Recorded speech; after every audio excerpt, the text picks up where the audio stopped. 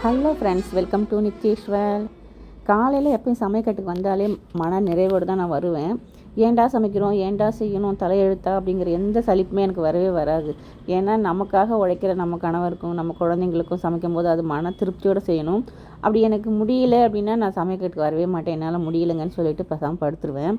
அப்படி செய்கிற நம்ம சாப்பாடை நம்ம குழந்தைங்க சாப்பிட்டு ஆரோக்கியமாக இருந்தால் அதுதான் நமக்கு சந்தோஷம். நம்ம சமைக்கிற சாப்பாட்டில் தான் அவங்களோட ஆரோக்கியம் இருக்குது. நம்ம ஏனோ தானோன்னு சமைச்சு அப்புறம் சாப்பிட்டு ஹாஸ்பிட்டலில் போய் அங்கே 10 நாள் இருந்து இதெல்லாம் ரொம்ப கஷ்டமான விஷயமா எனக்கு தோணும். இருக்கிறதே பெரிய கஷ்டம் இந்த ஹாஸ்பிட்டலில் போய் 10 நாள் படுத்து கிடக்கிறது தான் மிக கொடுமையான ஒரு விஷயமா எனக்கு தெரியும். அதனால் நான் எப்பயுமே சமையலில் ரொம்ப ஆர்வமாக சமைச்சிருவேன். எதெல்லாம் ஹெல்த்தியாக இருக்கோ அதெல்லாம் ஃபுட்டில் கொண்டு வந்துடுவேன். இப்போ ஃபஸ்ட்லாம் ஆயில் ஃபுட்டு நிறையா சேர்ப்பேன். இப்போ அதெல்லாம் கிடையாது. ஃபுல்லாக வீட்டில் நல்லா ஹைஜீனிக்காக அந்த ஹெல்த்தியாக என்னெல்லாம் தேவையோ அதெல்லாம் மட்டும்தான் செய்கிறது. இன்றைக்கி கம்மங்கூழ், அதுக்கப்புறம் சுண்டல், சாம்பார், கருணக்கிழங்கு சாம்பார், கோஸ் பொரியல் இந்த மாதிரி பண்ணிட்டேன். இதுக்கப்புறம் ப்ரெட்டு பிரியா கேட்டால், அதனால் ப்ரெட்டை மட்டும் அவளுக்கு கொடுத்துருவோம் டோஸ்ட்டு பண்ணி. வீட் ப்ரெட் அவளுக்கு என்னமோ அந்த ப்ரெட்டு மேலே அவ்வளோ ஒரு ஆசை அவளுக்கு. அதனால் அவளுக்கு ப்ரெட்டை செஞ்சு கொடுக்கறதுக்காக எல்லாம் ரெடி பண்ணிட்டேன். கொஞ்சம் கடைக்கு போக வேண்டிய வேலை இருக்குது. அதனால் சரின்னு சொல்லிவிட்டு சமையல்லாம் சீக்கிரம் முடிச்சுட்டு செடிக்கெல்லாம் கொஞ்சம் தண்ணி ஊற்ற வேண்டியது இருக்குது. அதெல்லாம் ஊற்றினா தான் பூக்கள் நல்லா பளிச்சுன்னு நல்லா நம்மளை பார்த்து சிரிப்பாங்க. அதனால் கொஞ்சம் தண்ணியெல்லாம் ஊற்றிட்டேன். செடிக்கெலாம் தண்ணியை ஊற்றிட்டு, வெயிலும் இருக்குது அதே சமயம் மழை வர மாதிரியும் இருக்குது. கிளைமேட்டே ரொம்ப சேஞ்சிங்காக இருக்கா. அதனால் நான் 2 வேளையுமே தண்ணி ஊற்றிடுறது செடிங்களுக்கு. அது ஒரு மன நிறைவாக இருக்குது. நம்ம நித்யஸ்ரீயும் கூட வச்சுக்கிட்டு அவளுக்கு அந்த பூக்களை பற்றி சொல்லி கொடுத்துக்கிட்டு பேசிக்கிட்டு அவளுக்கு தண்ணி ஊற்ற வச்சு அவளோட கவனம் ஃபுல்லாக அந்த செடிகள் மேலே கொண்டு வரும்போது எனக்கும் ஒரு சந்தோஷம், அவளுக்கும் ஒரு சந்தோஷம் கிடைக்குது. அந்த பூவெல்லாம் அவளையே பறிக்க சொல்லுவோம் ஒவ்வொரு நேரம். அவள் ஸ்கூலுக்கு போயிருக்கா, ஈவினிங் தான் அவளை அந்த பூவெல்லாம் பறிக்க சொல்லணும். எப்பயுமே இந்த பூக்களோடு இருக்கிறது மனசு எனக்கு ரொம்ப சந்தோஷமாக இருக்குது. எவ்வளோ கஷ்டங்கள் வந்தாலும் மனசு ஆறுதலாக இருக்குது. எனக்கு சின்னதுலேருந்தே செடிகள்லாம் ரொம்ப பிடிக்கும். குழந்தைங்க சின்னதாக இருந்ததால் நான் அவங்க பின்னாலேயே அப்படியே ஓடிக்கிட்டே எனக்கு காலம் கடந்து போயிடுச்சு. இப்போ தான் மறுபடியும் அதனுடைய ஆசைகள் வந்திருக்கு. குழந்தைங்கள்லாம் ஸ்கூலுக்கு போனதுக்கப்புறம் மனசு ரொம்ப வெறுமையாக இருக்குது. வீடும் தனிமையாக இருக்கா. மனசு ரொம்ப அப்படியே ஏதோ மாதிரி ஃபீலிங் ஆகுது. அப்புறம் காய்கறிலாம் வாங்கிறதுக்கு கடைக்கு போனேன். நான் தான் இப்போல்லாம் கடைக்கு போகிறது. டெய்லி என்னென்ன காய் மறுநாளுக்கு தேவையான காயெல்லாம் வாங்கிட்டு வந்துடுவேன். ஒரு பொரியல், ஒரு கூட்டு, ஒரு சாம்பார் அந்த மாதிரி கணக்கு பண்ணி கொஞ்சம் கொஞ்சமாக வாங்கிட்டு வந்துடுது. ஃப்ரிட்ஜில் ஸ்டோர் பண்ணுறதே கிடையாது. எல்லா காய்களையும் வாங்கி ஃப்ரிட்ஜில் வச்சு அமுக்கி அதை 2 நாள் கழித்து என்ன தான் பாதுகாத்தாலும் அதனுடைய சுவை மாறி போயிடுது. அதனால் என்ன தான் ரேட்டு விற்றாலும் அன்னன்னைக்கு தேவைக்கு அன்னன்னைக்கு வாங்கிக்கலான்னு சொல்லிவிட்டு நான் இப்போ கடைக்கு போக ஆரம்பிச்சிட்டேன். என்ன பைக் எடுத்துகிட்டு போயிட்டு வரும்போது இடுப்பெல்லாம் கொஞ்சம் வலிக்க தான் செய்யுது. அது இந்த யூட்ரஸ் ப்ராப்ளம் வந்ததுக்கப்புறம் கொஞ்சம் பைக்கெல்லாம் ஓட்ட முடிய மாட்டேங்குது. கொஞ்சம் பார்த்து தான் ஓட்டணும். வீட்டில் முருங்கைக்காய் மரம் இருக்குது. அதை பறிக்க ஆள் இல்லாமல் மரத்துலேயே முற்றி வீணாக போகுது. கடையில் 1/4 கிலோ 10 ரூபா சொன்னாங்க. ஒரு 7-8 காய் நல்லா நின்றுச்சு, நல்லா லாங்காக இருக்குது. சரின்னு அப்புறம் அதை வாங்கிக்கிட்டேன். அதாவது ஒரு பொருள் நம்ம வீட்டில் இருந்தாலும் அதை யூஸ் பண்ணுறதுக்கு முடியாமல் வேஸ்ட்டாக போகும்போது அது கொஞ்சம் கஷ்டமாக தான் இருக்குது. ஒன்று கிளைய வெட்டி 4 பேருக்கு கொடுத்து அவங்களும் அந்த காயெல்லாம் யூஸ் பண்ணுற மாதிரி இருக்கணும். இல்லை நமக்காவது யூஸ் பண்ணணும். எதுவும் இல்லாமல் மரத்திலே வீணாக போகிறது அப்படிங்கிறது கொஞ்சம் கஷ்டமான விஷயமாக தான் தெரியுது. அதுக்கான ஆள் யாரும் வரவும் மாட்டேங்கிறாங்க இப்போல்லாம். நான் காய்கறிலாம் வாங்கிட்டு கொஞ்சம் மெடிக்கல் போக வேண்டியது. மெடிக்கலும் போயிட்டு எல்லாம் பர்ச்சேஸ்லாம் முடிஞ்சுது.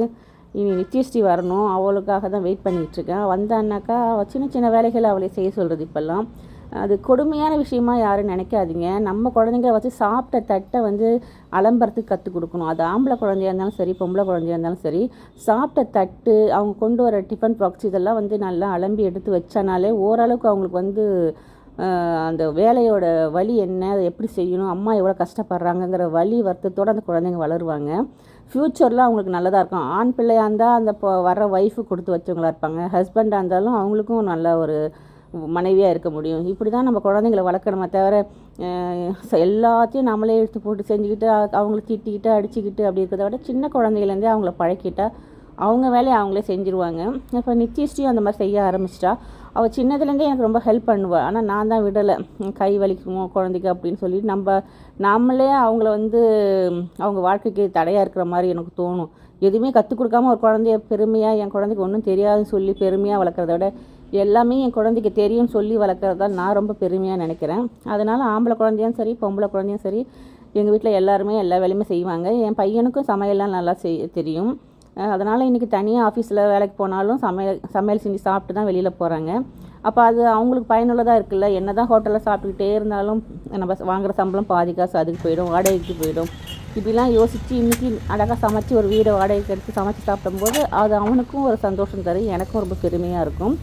நித்யஸ்ரீயும் அதே மாதிரி தான். இப்போ அவளுடைய வேலைகள் அவளே செய்யும்போது எனக்கு அது ஓகே, பரவாயில்ல, இனி அவளுக்கான வேலையை அவள் செய்ய கற்றுக்கிட்டான். நான் எனக்குள்ள டைமை வேறு எதுலையாவது யூஸ்ஃபுல்லாக நான் பயன்படுத்திப்பேன்.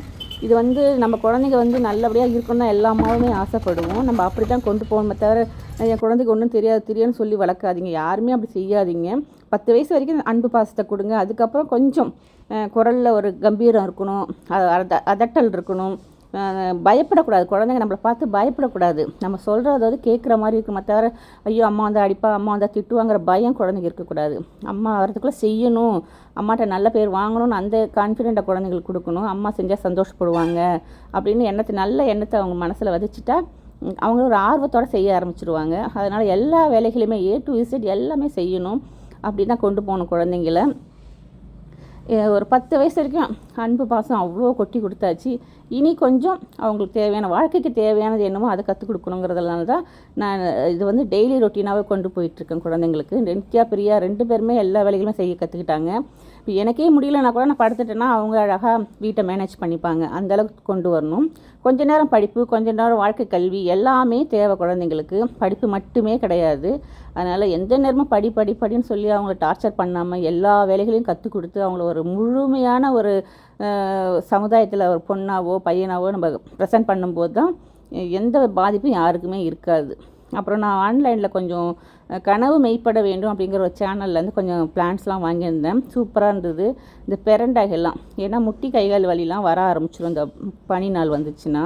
அதனால் இப்போயே கொஞ்சம் வித்தியாசமான பெரண்டைகள்லாம் வாங்கி நட்டு வச்சிட்டேன். அதுவும் நித்யஸ்ரீயும் நானும் சேர்ந்து தான் வச்சோம். அது நைட்டு வச்சதுனால வீடியோ எடுக்க முடியல. பிளான்ட் வந்த உடனே நைட்டாக வச்சாச்சு. எங்கே வீணாக போயிடுமோன்னு பயமாக இருந்தது. அதனால் வச்சுட்டு இப்போ வீட்டில் இருக்கிற பூவை பறிக்க டெய்லி ஒன்று பறித்து வச்சுக்கிட்டு வந்தோம். அப்புறம் பார்த்திங்கன்னா அது செடியில் கொட்ட ஆரம்பிச்சிருச்சு. சரி எல்லா பூவுமே ஒரே நாளில் எல்லாத்தையும் கட் பண்ணி எடுத்துருவோன்னு சொல்லிட்டு செல்லக்குட்டி தான் கட் பண்ணிக்கிட்டு இருக்கா. இப்போல்லாம் ஃபஸ்ட்டில் தலை வாரவே மாட்டா. இப்போ பார்த்திங்கன்னா தலையை வாரி அழகாக பின்னி பூ போட்டுக்கிட்டு அதை பார்க்கவே எவ்வளோ ரம்மியமாக இருக்குது பாருங்கள். அந்த ஒரு சேஞ்சஸ் தான் நான் அவள்கிட்ட எதிர்பார்த்தேன். அழகாக அவளும் அதை ஏற்றுக்கிட்டா. இப்போ தலை வாரி விடுமா, சாயங்காலம் வந்தோடனே கொண்டை கட்ட மாட்டா, தலை வாரி பூ வச்சுக்கிறா. அதுதான் எனக்கு உள்ள ஒரு சக்ஸஸாக நான் நினைக்கிறேன். நிச்சயசி செய்கிற இந்த வேலைகள்லாம் உங்களுக்கு பிடிச்சிருக்குன்னு நினைக்கிறேன். அதே மாதிரி அவங்க அப்பாவுக்கு டீ போட ஆரம்பிச்சிட்டா. கொஞ்சமாக பால் இருந்தது, டீ போட்டு அவங்க அப்பாட்ட கொடுத்துட்டு வருவா. எப்பயுமே நான் போட்டு தருவேன், கொண்டு போய் கொடுப்பா. இன்றைக்கி நான் போடுறேம்மா அப்படின்னா உண்மையிலே அவளாக தான் இப்போ ரொம்ப ஆர்வமாக எல்லா வேலைகளையும் கற்றுக்கிறா. எவ்வளோ தான் நம்ம குழந்தைங்களுக்கு சொல்லி கொடுத்தாலும் அவங்களா ஒரு ஆர்வமாக செய்யும்போது அந்த ஆட்டம் பாட்டத்தோடு ரசித்து செய்கிறாள, அதுதான் ஒரு சந்தோஷம், மன நிறைவு எல்லாமே கொடுக்கும் எனக்கு. நீங்கள் நிச்சயம் வீடியோ பார்த்துட்டு வரீங்க, அவகிட்ட எந்த அளவுக்கு சேஞ்சஸ் இருக்குதுன்னு நீங்கள் முன்னிலேருந்து இப்போ பார்த்துட்டு வரவங்களுக்கு நல்லாவே தெரியும். அதனால் இந்த மாற்றங்கள் எல்லாமே நம்ம கொடுக்குற முயற்சியில் தான் இருக்குது. ஒரு சின்ன வேலைகள் தானாக செஞ்சாலுமே அது ஒரு சக்ஸஸ். அவங்கள பாராட்டணும், சந்தோஷப்படுத்தணும், நல்ல வார்த்தைகளை சொல்லணும், பாசிட்டிவாக அவங்கள கொண்டு போகணும். நெகட்டிவாக ஒரு வார்த்தையுமே சொல்லக்கூடாது, யாரோடையும் கம்பேர் பண்ணி பேசக்கூடாது. இப்படி நிறையா விஷயங்கள் நம்ம அவங்கள்ட்ட ஃபாலோ பண்ணும்போது நிச்சயம் அவங்கள்ட்ட ஒரு நல்ல மாற்றம் வரும். அவங்க வேலையை அவங்களே செஞ்சுட்டு சக்ஸஸ்ஃபுல்லான ஒரு குழந்தையாக உருவாகிடுவாங்க. காஃபிலாம் போட்டு குடித்தாச்சு. அதுக்கப்புறம் உட்காந்து கொஞ்சம் நேரம் படிச்சுக்கிட்டு இருந்தா. இப்படி தான் இன்னைய பொழுது, ஈவினிங் பொழுது போச்சு. இந்த வீடியோ உங்களுக்கு நிச்சயம் பிடிச்சிருக்குன்னு நினைக்கிறேன். பிடிச்சிருந்தா கமெண்ட்ஸ் பண்ணுங்கள். உங்களுடைய கமெண்ட்ஸ் எனக்கு ஒரு எனர்ஜிட்டியை கொடுக்கும். ஓகே, தேங்க்யூ ஃபார் வாட்சிங்.